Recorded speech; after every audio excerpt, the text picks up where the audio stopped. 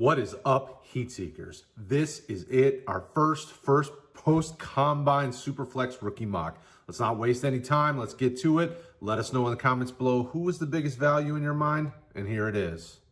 101, Breece Hall, running back, Iowa State. The million-dollar question you have to answer when you get your SuperFlex Rookie Drafts 1-1 is, do you go quarterback? Do you stick to what everybody typically does? Or, like our analyst here, do you switch and go with the best player available? In his mind, best player available, Breece Hall, running back, Iowa State. Now, obviously, if you watched our 1QB mock, you should have already. We talked about it. He can do it all. Cast that shot out of the backfield, can be a between the tackles guy. I mean, very dynamic player. There's nothing wrong with this guy, and he definitely is one of the top availables. But in Superflex, we typically see QBs go. So this will be really the most intriguing story to play out throughout rookie drafts is, which way do you go? 102, Malik Willis, quarterback, Liberty. At the 1-2, you see a guy going that I'm assuming will be most people's 1-1 in Superflex. Has the playmaking ability as a runner, has the big arm to make the big passes. And when you look at his time at Liberty, he still completed over 60% of his passes. I know he didn't have a great team around him, and he was running for his life in most cases because that offensive line was not protecting very well for him, but he still did a really good job, and you're even seeing it through the draft process. Teams love this guy. You saw a little video clip of him being generous to a person on the street in Indy at the Combine. You're seeing teams talk about how impressed they are with the character. This guy, I really have no doubt that he's going to be one of the top couple players drafted in Superflex because he just is the total package. There are plenty of question marks, but this guy is a very good football player. 103, Kenneth Walker III, running back, Michigan State. All right, the 1-3, a little bit of a surprise, depending on how you feel about position value in rookie draft. So we are in a Superflex. This is another running back. This is one of the best running backs in college this year for sure. I mean, was extremely dynamic, could do it all, and looks to be one of the top few taken.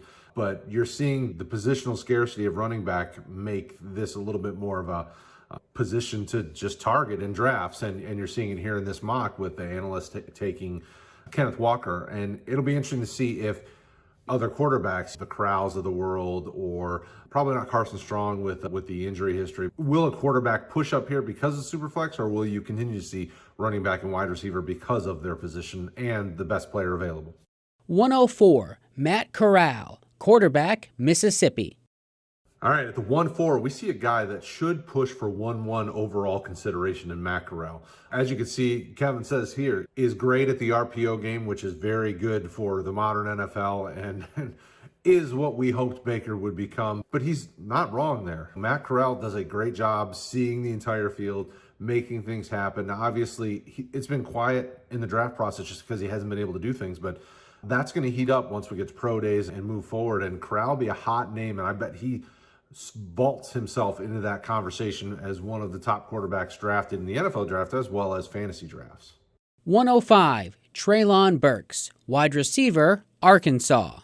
At the 1-5, this is an intriguing question. Is this your favorite receiver in this class?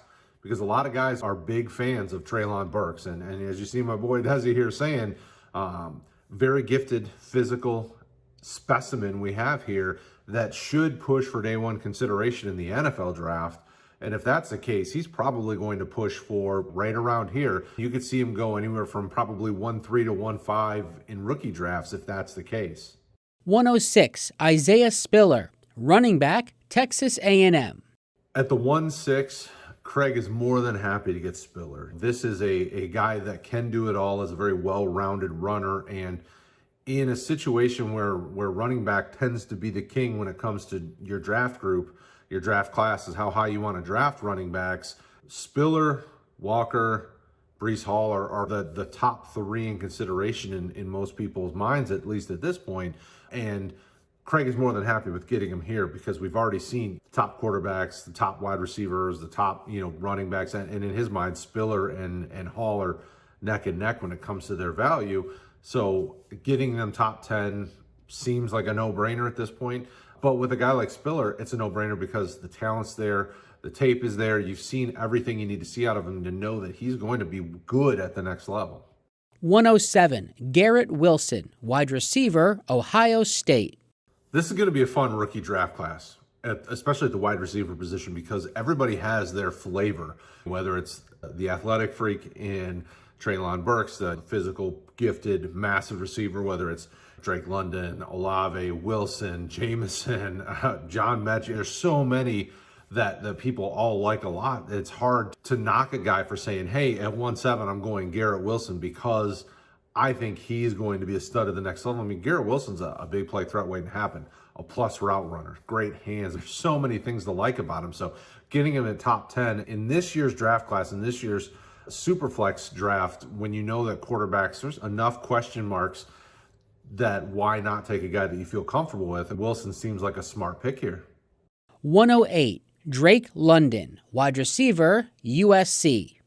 And Drake London at the 1-8 is his favorite pick. If you look at Cody's notes below, he loves the ability of this player. And if he tests well at his pro day, this cements him as his wide receiver 1. Now, obviously, London's injury is a little different than some of the other ones with it being an ankle as opposed to an ACL or whatnot. But all signs are pointing to London being back, being healthy. And again, in this draft class, when you're not sure how strong the quarterbacks are really going to be in the long term, why not go with your guy in the first round? What do you think about London? What do you think about taking your favorite players instead of positional value like quarterback? Let us know in the comments below. 109, Sam Howell, quarterback, North Carolina. All right, so truth be told, 1-9 was my pick, and I went with the guy that was in the conversation going into 2022, 2021, whatever year last year was, as being the top quarterback coming out of college when things were said and done. And I don't blame him for what happened last season. So last season, he lost all of his big play threats, his running backs. There's so many of the pieces of the offense that disappeared. What were you expecting from him? Can he really make everybody that much better to make up for the loss of guys who made it to the NFL and are playing prominent roles on their teams? I mean, for a guy that's going into last year as is in the conversation as probably the 1-1 overall in a lot of people's pre-college season mock drafts, I would absolutely jump all over that. The kid's got great arm talent, got the maneuverability, he's got the pedigree, he's been an all-state in basketball and all these other things. How do you not want to jump all over that? 110, Kenny Pickett, quarterback, Pittsburgh. So Bryce is surprised here at 110 that Kenny Pickett fell this far. Kenny Pickett will be a case study in what the minute measurables of a player coming into the league really means in the long term. Everybody's making a big to-do about the hand size, and there's probably something to be said about that. People who are much smarter than us can tell us about that. Bryce is fine with grabbing up Kenny Pickett to 110. It looks like he's probably most likely going to be one of the top couple drafted, and for sure first round pick in most people's minds at this point.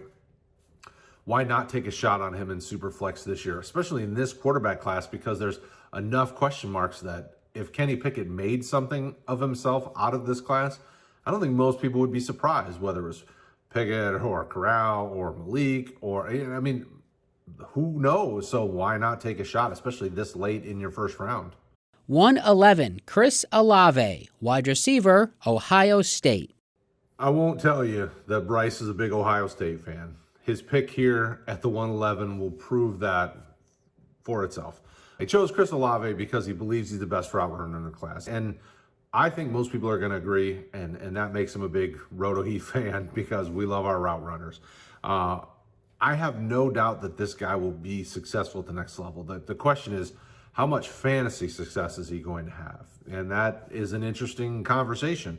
With as deep as the wide receiver group in the NFL and in this draft class, there are plenty of talented receivers. Which one of them are really going to be the high-end wide receiver 1, the wide receiver 2, the wide receiver 3s? Olave, I could make the case that he could be any one of those. If somebody pegs him as just a slot guy that they move in and out, that maybe is only pegged into those formations, maybe he doesn't boom.